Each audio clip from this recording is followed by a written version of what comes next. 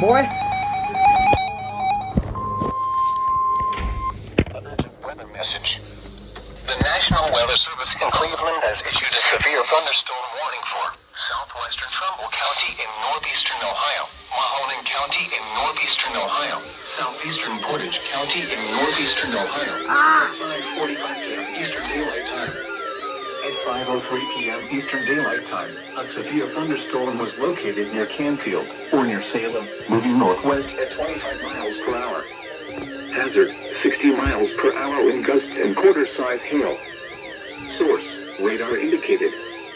Impact, minor damage to vehicles if possible. Expect damage to trees and power lines. Locations impacted include Youngstown, Warren, Salem, Columbiana, Oh, God.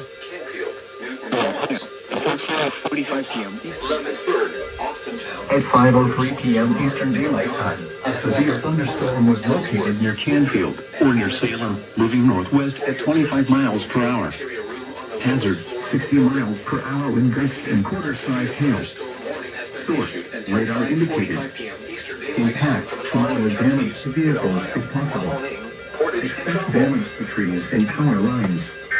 Locations impacted include Youngstown, Warren, Salem,